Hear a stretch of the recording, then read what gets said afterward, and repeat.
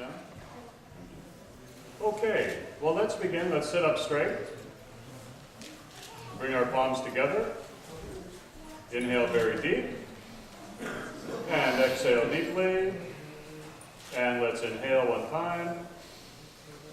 Waheguru Ji Ka Khalsa, Waheguru Ji Ki Fateh. Well, as always, it's my great honor, my great privilege to be with you and to just see your inspiration. Because it's your inspiration that really is the future of Khalsa. So I don't know if we're talking today the future of Khalsa or what is future Khalsa. And I think they're both important. But you know what? I think what to me is very important is to be able to define what is Khalsa. Because you may have your own feeling about what is Khalsa. You may have your own idea of what is Khalsa. So I'd like to hear from you a little bit, just a few responses, and how you would define Khalsa. Did you think of that today? How would you individually, within your own self, define what is Khalsa? Anybody want to respond to that? You don't know? What is Khalsa, Hanji? Khalas means pure, and Khalsa is a personality who has a pure heart, pure mind and body. So pure mind and body. So that's one definition. What else? What is the nature of Khalsa?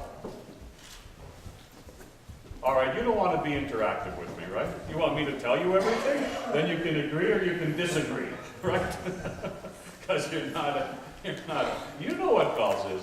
You know what Khalsa to me is all those things, that purity. And then I look at things deeply. You know, the Western mind, when I came into Sikh Dharma, I learned some things. Because my Western mind always goes, why? You taught me to go, wah, and lessen the why a little bit. But the Western mind questions. So when someone said to me, oh, Khalsa means pure one, I said, what's pure one? What is pure? I know I like good organic honey, that's pure, right? Good maple syrup you have here, that's pure. I said, what is purity inside of me? And if I wanted to become Khalsa and carry that forward, what would that mean to me? What is the representation to me?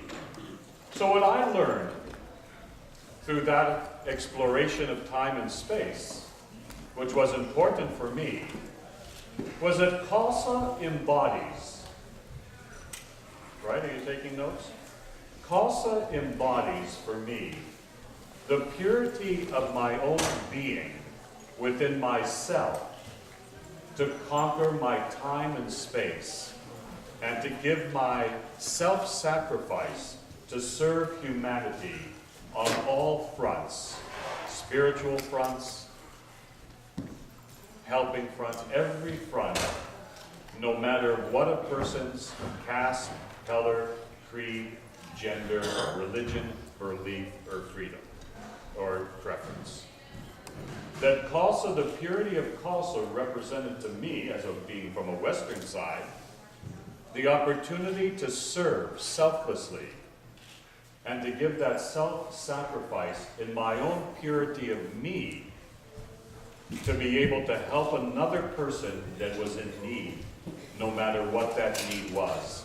And that I would become identifiable and identified through my bana, that I would be somebody they could come to, anybody would be able to come to for help. So I learned early on that I had a mission. And the mission that I served when I became Khalsa was a mission that was greater than myself. I say the mission is greater than the man, or the mission is greater than the woman. Because when we become Khalsa, we serve a greater part of ourselves, which is that part that is willing to live a life in pure heart, a golden heart. So Guru Gobind Singh Ji created Khalsa at a very essential time in history when the history of the world was going through its shifting. We are now in a period of time that we're coming to the end. We're finishing a 2,000-year cycle.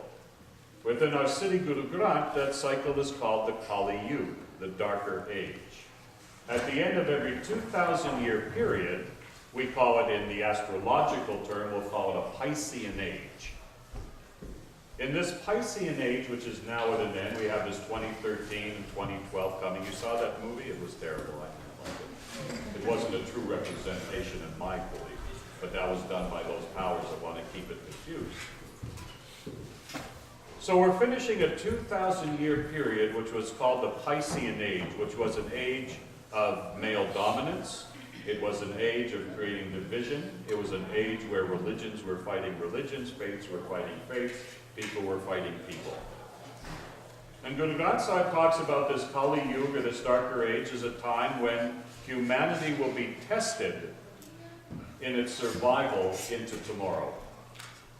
But Guru also talked about that through that, those who vibrate, who meditate, who practice, who stay devoted and conscious of themselves within this time and vibrate the Nam, those shall rise through it and help to bring many others across. We are those people, I believe, who can help carry not only ourselves, but carry others across this world ocean. So this end of this 2,000-year period is called the Piscean age. This age astrologically that we're moving into is called the Aquarian age.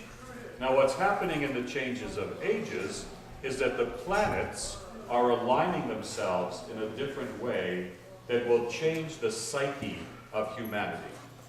That means that more and more of us, not just within our faith, but if you look throughout the world, more and more people are looking to find peace in their hearts. They're learning to find self-understanding. They're reading Chopra, Dwyer, others, to find the reality of their lives. This is a global movement that is part of this shifting from this darker age to a time of enlightenment. Guru Nanak Dev Ji was born upon this planet at a time perfectly to help guide us into this new time. Because to get through it, and you're all pioneers, you'll be tested. You'll be tested in your devotion. You'll be tested in your unity. You'll be tested in your strength. You'll be tested in the very existence and fiber of your being shall be challenged to see whether or not you have the purity and the light to live as Khalsa. Because you have a mission as Khalsa. What is Khalsa? Is like a lighthouse, is it not? What does a lighthouse do? You ever see those lighthouses by the ocean? They guide those ships to safety, right? That person driving that ship, that captain sees, there's the lighthouse. I don't go this way, I won't go through the rocks, I won't sink my boat. Khalsa is the same. Khalsa is nothing more than that lighthouse to help guide people. So the first principle to understand in our future is that you're here not only to better yourself, but you're here to help and to guide others. How you do that is through your own personal practice and devotion, and through our collective practice and devotion, which is called Sangat. Sangat is to be together, to build strength with each other, to build a common bond, so that that cannot be broken. The strength of Khalsa and the future of Khalsa lies in that capacity for us to unify with each other with the strength and the courage that is supported by Gurbani. Without the Gurbani, without Nam Simran, without devotion to your Guru, without an understanding of the power of Shabad Guru, to vibrate the frequency of your life to raise you and raise your spirit, you won't win this life. Khalsa future is not to be victims. As Khalsa, my belief, is our future is to be leaders. And in that leadership, we have to create leadership programs with you to develop your leadership, to understand what is your leadership, and how is that leadership expressed to this world. So now you go through a process here where you establish your personal practice. You woke up in the morning in the Amrit Vela, you did Bani, Bad, Simran, right? You established a certain frequency in your consciousness and psyche. So this is important to understand. That as Khalsa, we're not just taking on a name. We're not just taking on an external appearance. Deeper than that, we're taking on self-transformation. Guru is a transformative process. If you're unwilling to change, then you're going to get stuck. You have to be willing to change and process through your emotions and commotions if you're going to survive your tomorrow, and we're going to survive as a Khalsa nation. To do that, to have the clarity of that purpose and the clarity of that consciousness, because in today's world, as we're going through this transition from this Piscean age to this Aquarian time, whatever that's going to bring, I don't know. I know the theories. We're going to wait and see what happens. But in these times, not only do you need clarity within your decision-making process, but you need crystal clarity. Because there's 3 words that Khalsa does not utter in English. I don't know what it is in Punjabi. But the 3 words, to me, that Khalsa never utters is, I don't know. What if you were to take those 3 words out of your vocabulary? So if I ask you, what is Khalsa? Oh, I don't know. Hey, what is Khalsa? You have to know immediately in that consciousness what is Khalsa and what does that represent to you. Just take a moment and think, what if you take those 3 words, I don't know? Because I learned that Khalsa is not a question. Khalsa is an answer. I'm not saying that it's the answer. I'm not going to make that claim, not publicly. Right? But it is an answer. It is one root. Is it not true? But it's a transformative root where you yourself have to change.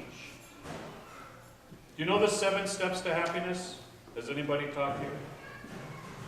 In our Khalsa way, there's 7 steps to happiness. The first step of your happiness is called commitment. Because if you do not commit to this pathway, you'll never find your happiness through it. So the first stage is commitment. Why?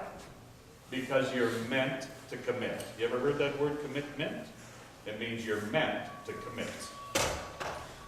If you make that commitment gives you character. That's your second step. Character is, I am, I am. I know me inside of me, I am. My character, my being, becomes that. The third step to that is dignity.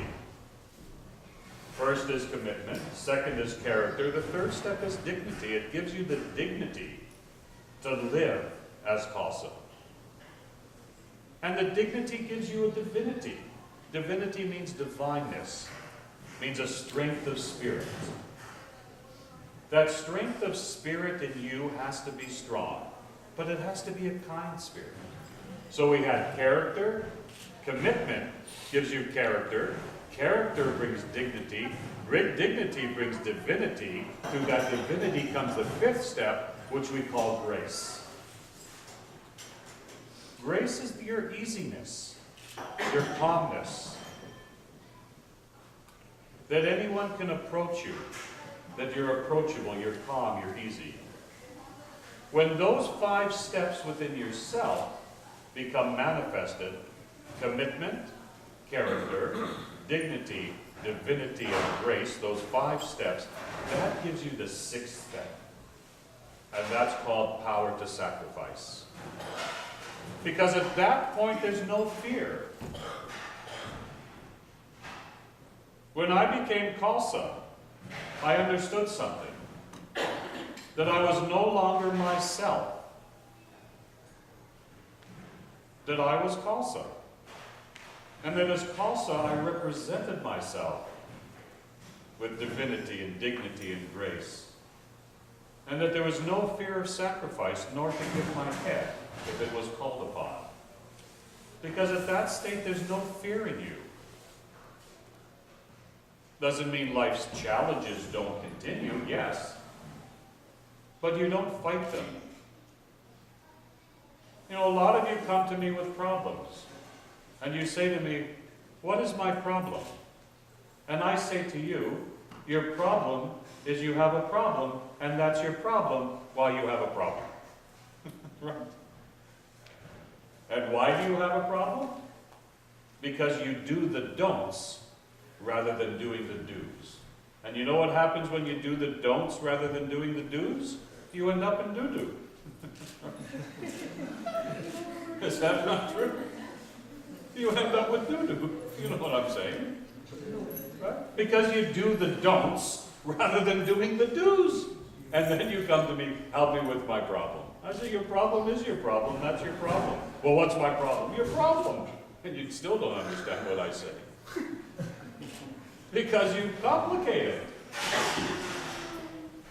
You know, I go by 3 nevers in life. This is what I was taught. Are we alert? Good. I never compare, I never compete, and I never confuse myself.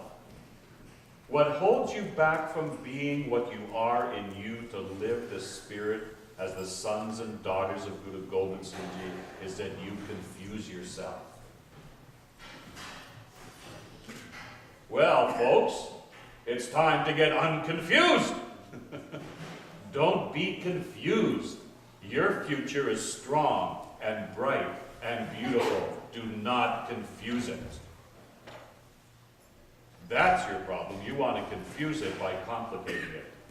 I read that day in Japji Sahib. You all read that first pori? Guru Nanak Dev Ji started with Mul Mantar, right? He said it very straight. This is your root. And then right at the first pori of Japji Sahib, Guru Nanak Dev Ji sets everything straight. He says, Socha soch no, vijay sochi lakamar. 1,000 thoughts you have, you don't know even one. So I've interpreted that as simply this. That Guru Nanak Dev was saying to us, you think, but you don't think, but you think, but you don't, but you think you do. Did you get that? You think, but you don't think, but you think you do. And that's your problem. He said, don't let this mind of ours confuse itself.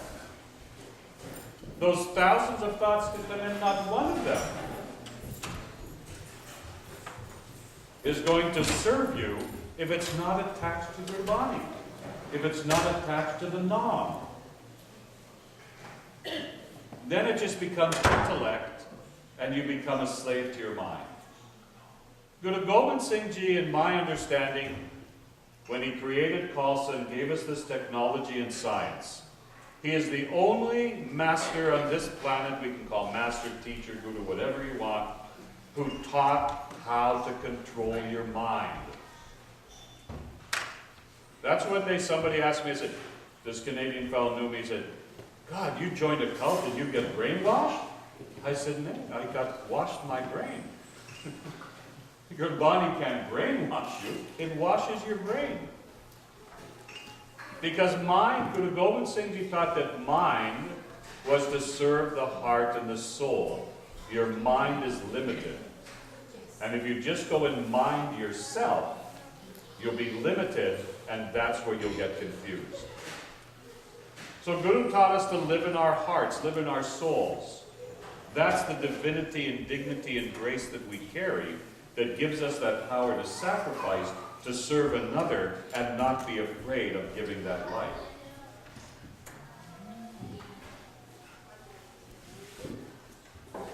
I was told once that once people see who we are and what we represent, as these times get even worse, that they'll see us on the street, they'll stop their cars, and they'll run to us and say, "Are you that Khalsa?" And you'll say, "Yeah."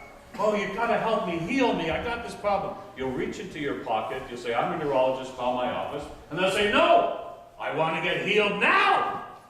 And you know, one day I was at Whole Foods Market shopping, and I walked to the parking lot, and I had my bags, I was just going and buying some food. And this lady runs outside from the store, grabs me, and says, "Are you that yogi guy? Are you that guy who teaches everything?" I said, "Yeah, I guess." And she started telling me every problem she had in her life. And she wouldn't let me go. And she said to me, her last words were, after she explained everything that was going on, and her last words to me were this: "Can you help me?"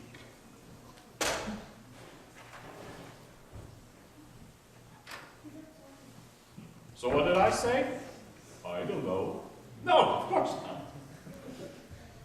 She wanted the answer. I couldn't say. If you heard the life story, you'd say, "My God, my life must be perfect," right? When you hear some stories of people. And I listened to the story and I thought in my mind was going, "Oh my God, what am I supposed to do about this?" But then I said, "Guruji, you direct me, you guide me. I'm your son. How should I help this woman?" So I taught her little mantra right there in the parking lot. And I wrote it out for her. And I said, "Just do this." And she said to me, "What does it mean?" I said, "Don't worry about what it means, just do it." And do you know she's come back, she said so many times, "I can't believe, but I feel so wonderful and light and true." So we don't know the impact. You have to realize that your appearance alone, your majesty and royalty that you carry in itself is beyond what you even know. When we do Nam Simran, Nam Japa, Vaheguru, Vaheguru, Vaheguru, it creates a strong electromagnetic field. Do you know what electromagnetic field is? You take your hands like this, rub your hands together like this. Just rub, sit straight. Just rub, rub, rub. Keep rubbing, come on. Rub, rub. Come on, why aren't you rubbing? Do you have two hands? Just rub like this, keep rubbing. Rub, rub, come on. You don't want to rub your hands, they get hot, they get warm. Come on, rub, rub. Why aren't you rubbing? You don't like to rub hands? Now move these hands a little bit apart. What do you feel? You feel something? Some energy, something, right? Some electromagnetic field, positive, negative, whatever it is, you feel it, right? The energy. That same energy surrounds our physical body. Are we alert with all this? You call it aura, right? Oh man, you got a strong aura, right? But your electromagnetic field, we call it the EMF, in a normal person who has normal frequency is about 6 feet. Today you go out in the world, some people have no auras. In fact, I saw a man was walking his dog last week. The dog had a stronger aura than the man. I don't know what he was into, but the dog's aura was stronger. But we have this electromagnetic field. When we do the Nam Simran Nam Japo, it extends that electromagnetic field 9 to 12 feet out. That is the power of your body. And we feel that elevated spirit and that elevated self. It gives us tremendous power into our own understanding of our own psyches. Because Gurbani shifts the psyche. Psyche means that which guides and directs the internal thought processes that guides us into action and deed. Right? That's a simple explanation. Right? Your psyche and how you set that psyche will depend whether you succeed or fail in life. We've been given this technology in order to set our psyche every single day to succeed in life. By expanding our electromagnetic field, bringing this mind of ours to our heart, understanding the force flow of our soul, and being able to project that in everything we do. And that gives us the power to serve others. The future of Khalsa is to recognize that we have a mission to serve. And in that mission to serve, it doesn't mean that you don't become a lawyer, doctor, engineer. It doesn't mean you don't become that which you want to become. It means that you magnify the process of that which you are, that you take whatever it is you're doing and be able to be known and seen and to serve and to help others in whatever field you choose. But if we're not unified in what we do, and you are the future of the Khalsa, you are the generations now, and your children, to determine the flow of tomorrow for Khalsa. Because those who are currently in power, that we say are in power, they're going to leave their physical body. I'm going to leave my physical body at some point. You are the ones that have to bring the truth back into Khalsa. You are the ones that have to bring Guru back to Khalsa. You are the ones that have to maintain and sustain this living vibration called Khalsa, and you have to be the ones to share it to the world, because the world needs to know about who we are and what we're teaching and what Sri Guru Granth Sahib represents and how we can help bring this planet into an age of peace. And my belief is that we are Khalsa to bring this world into an age of peace. And we can do it by touching the hearts of everyone we meet. So Khalsa just isn't an army. We have the strength of a warrior. Today there's lots of books written from English people on soldier saint and spiritual warrior and all that kind of thing, right? You can get lots of books about spiritual warriors. And there was that Dan Millman who wrote that one, wasn't it called Spiritual Warrior or something? Dan Peaceful Millman. Warrior. Peaceful Warrior, Dan Millman. Nice man, right? But you have to recognize that these people have taken this little small, one little portion of one little philosophy or teaching and made it into millions of dollars. We have, in Sri Guru Granth Sahib, the whole thing. One day I talked to Deepak Chopra. You know his name? He's so popular, multimillionaire now. Everybody brought Ayurveda to the world, right? And he admitted, he said, you know what? He said, I'm only teaching this little part. He said, you have everything. That's what you have to respect and understand and grow as Khalsa. There's nothing in our teachings that is lacking. In fact, there's more than we can digest.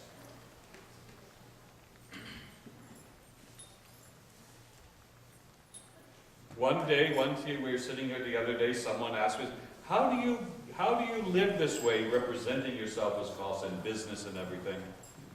And I said, you know, I'm in corporate business, I have corporate clientele. And I said, when I go and I bid on a project or a job, and I win many of these projects, many of these contracts, and I'll ask them, I'll say, well, why did you choose me? Well, how come you chose me? And you know, time and time again, the answer is simply this. 1, your presentation was professional. 2, your prices were competitive. But most importantly, if we knew anybody could handle the stress, it was you. And if we knew anybody was going to be honest with us, truthful with us, tell us what's happening, we knew it was you. And that's why we choose your company. So we're not afraid to represent ourselves as who we are. Does a king go into a court without a crown? Does a queen go into a court without her crown? Then why should we not be crowning ourselves every day? This is the royalty that Guru Gobind Singh Ji has given to us. And this is the royalty for us to live. Khalsa is a sovereign, spiritual nation. We're not governed. We can live in this society, we'll pay our taxes, we'll do our dues, we'll have our businesses. But we're a sovereign people. Sovereign means we are unto only one, and that's the Guru Granth Sahib. We are one to our Guru.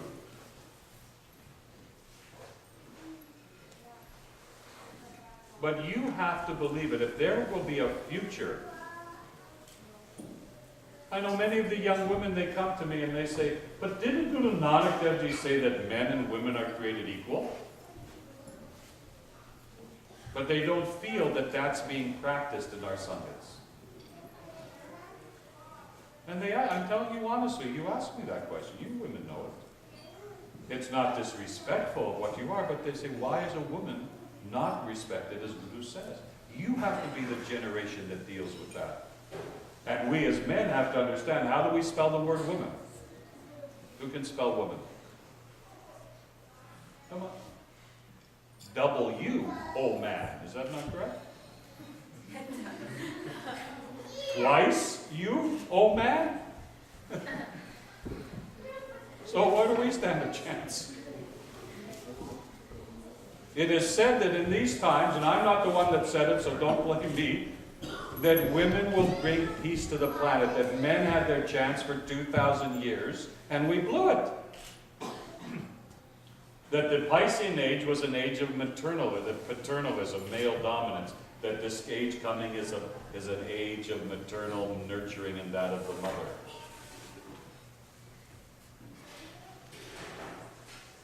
Our gurus exalted women. They didn't subjugate women. They exalted women and raised women to understand. Our guru said there was no man who was not born of a woman. Then why, O foolish man, should you not understand the power of a woman? And that will come in the future of Khalsa. It has to.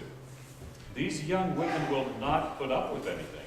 They'll be respectful, they'll be understanding, they'll be compassionate as a woman is, but they're going to draw the line in terms of any kind of discrimination. Is that not correct?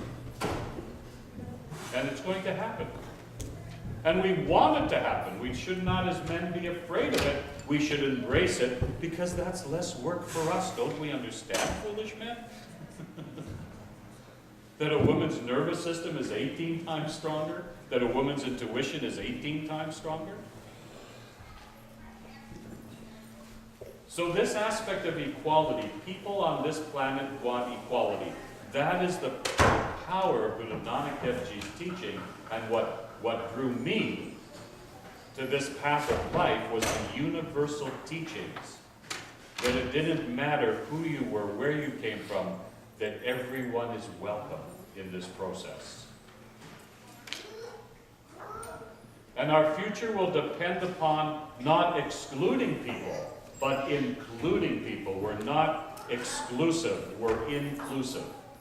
We have to be inclusive to those within our own faith who maybe are wandering away from the path, who maybe have left what the meaning is. We have to be inclusive and create pathways for those people to come back to us.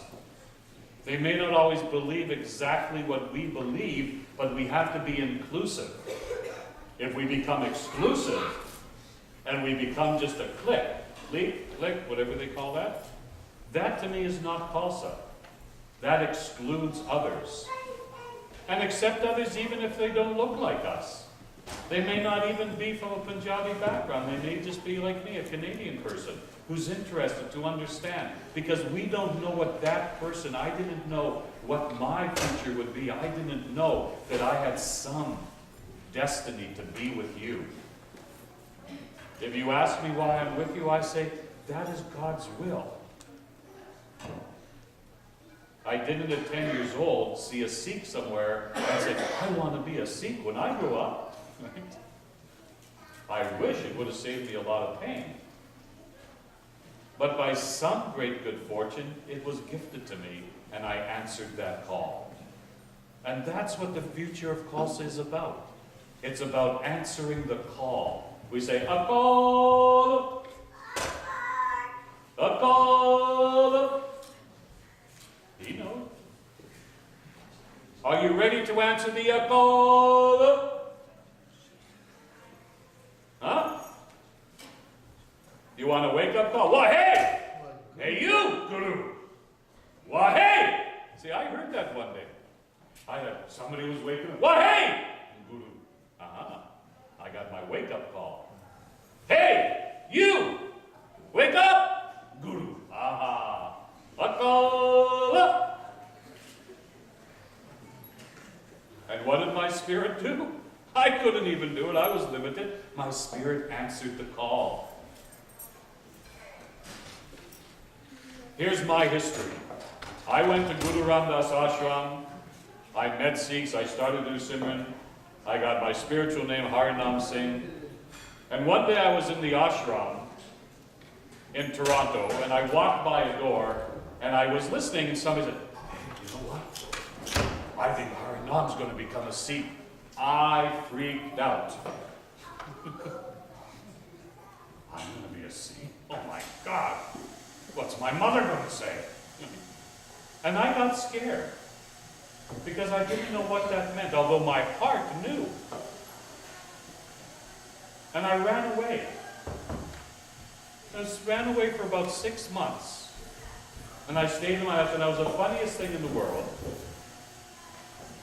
Because I would sit in my house and I would go, and I put like a little something around my head, and I close all my window blinds that nobody should see me. Like, who's looking? Right? But you know what happened to you? It was a Saturday morning. I was a young man. I was 24 years old. And since I'm only 34 now, it was only 10 years ago, right? And that Saturday morning, a voice came into my head, and that voice said, "Go to the ashram. Go to the Gurdwara, the Guru Ram Das Gurdwara." I said, "What?" And that day, I don't know what was going on in me, but my mind said, or something said, "Don't question, just go." So I got on my bicycle. I said, "Well, I'm not going to go to the ashram, right, because, you know." So I went, they had a health food store, and I drove my bicycle. And I walked in the store, and, "Hey, Harinam, how are you?" Good, fine. Okay, that went pretty good. And then I went to the Gurdwara, the ashram, and I knocked on the door. I wasn't going to walk in, and one man came to the door. He said, "Oh, Harinam Singh Ji, how are you?" And this voice came out of my head and said, I didn't even know from where, it said, "Oh, I'm moving into the ashram." I looked around and said, "What?" But you know what? I heard the call on that day. And for some reason, inside of me, on that day, I answered the call. And when I answered that call, that was 32, 33, maybe 34 years ago. From the day I answered that call, I have never looked back. Right? From the day I answered that call, I never looked back. And to this day, so many years later, I still never look back. And that's a choice that you make in your life. Do you live in your nonsense? Do you live in your fear? Do you live in doubt?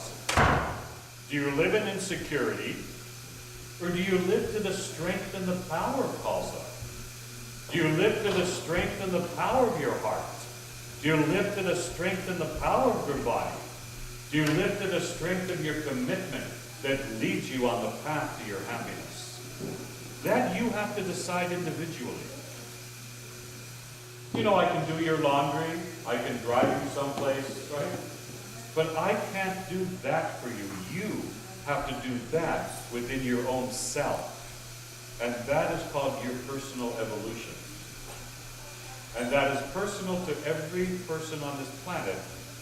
Our gurus have taught us that every single individual who has lived and birthed upon this planet has the right to make their own choice. Our gurus gave their lives for that exact principle, did they not? Is not the history of our gurus and our martyrs is that they defended the right of choice of all people. And it didn't matter those people, they were Hindu, Muslim, didn't matter, they were nothing. Because Guru Nanak Dev Ji created a path for those who had no path. And is it not true that if I can walk on this path from where I've come from in life, and I can walk on this path with all the obstacles that maybe have been in front of me? Because when you walk on this pathway, there are obstacles, there are challenges. You have to be prepared to get through those challenges and not fall apart. And those challenges will be in your devotion. Those challenges will be through your commitment. And as men, these women do not want banana spines. You know a banana spine? A woman does not want a man whose spine will bend like a banana.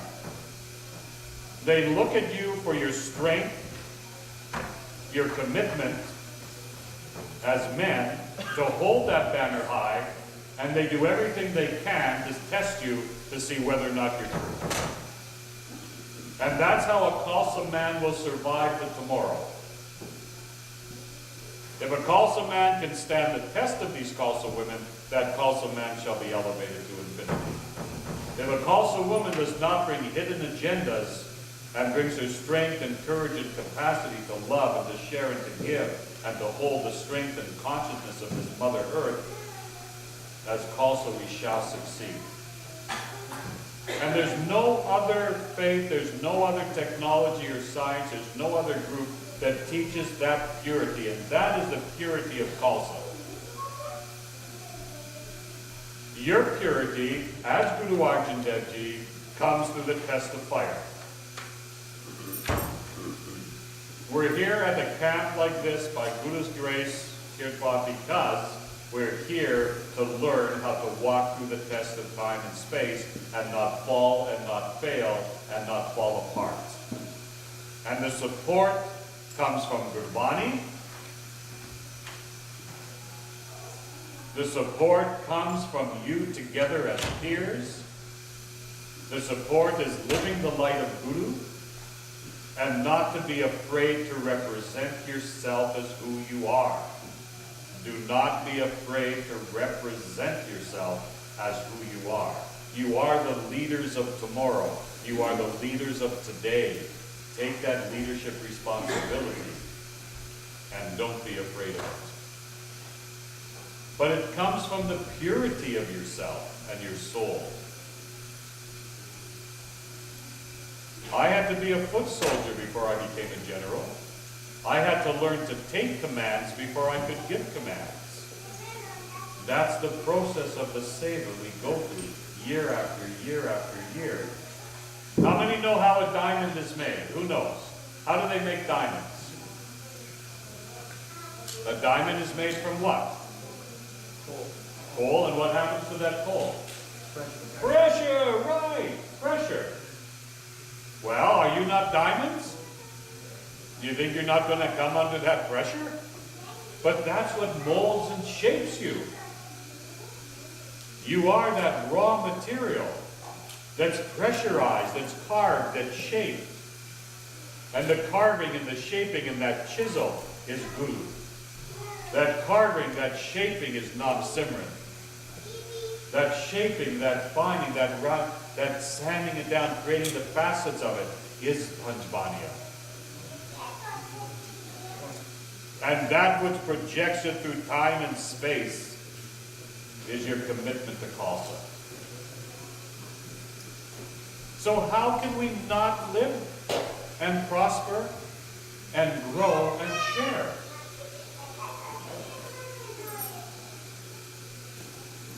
We've gone out, we reach millions of people all over the world. Not just within our Sikh community, but people of all faiths. And we represent ourselves with the purity of light and clarity of consciousness. And with the strength that we can't be pushed. And that's what attracts people to us. And our mission is not to bring them to our feet, but to bring them to the feet of Guru, just as I was brought to the feet of Guru. Because we don't know what a person's tomorrow shall be. I don't know if that Canadian man who I meet, who studies with me and learns Wagyu Satnam Wagyu, I don't know what his destiny shall be. I only know that if I lead him to his heart and live as an example of my principles as Khalsa, that maybe that man or that woman's destiny may be to follow that path. That's not for me to decide. We're not looking for converts. We're not looking how many Khalsa did I create today, how many Sikh did I create today. It's not numbers. Those numbers will automatically grow. We don't have to worry about that.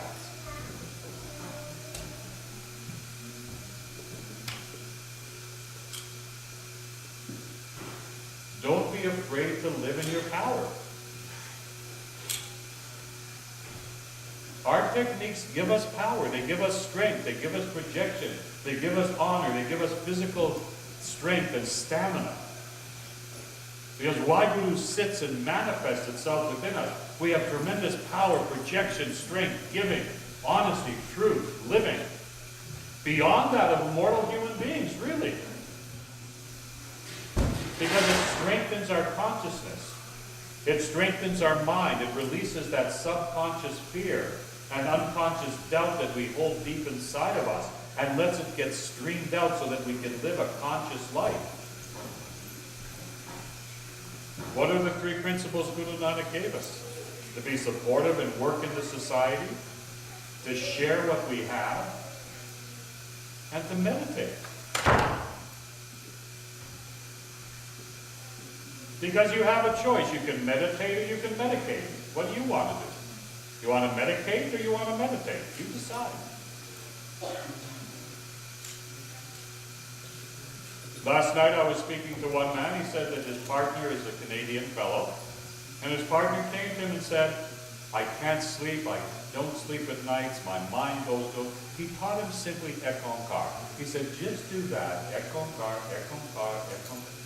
And he was telling me last night, he said, this man is coming back and he said, I can't believe he's sleeping. He moved to Surrey because he wanted to be close to it. It works, folks. Oftentimes people come to me and say, why do you practice so many years like this? Meditation, this and that. Do you think you want to be some big, spiritual philosopher guy? I said, no, that's not why I do it. They said, why do you do it? I said, because it works. Because every day I wake up and every day I process my thoughts and every day I bring Guru into my heart and every day I understand who I am and every day I want to conquer my fear and every day I want to be a better person. I didn't become Sikh or Khalsa that one day, okay, somebody should know me this side, that side. That still is not who I am. I became Khalsa for one reason and one reason only, and that was to become better within myself.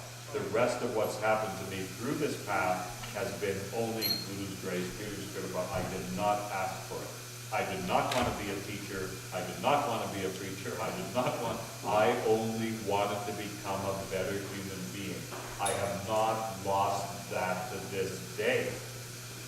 I am here with you only that I can become a better human being.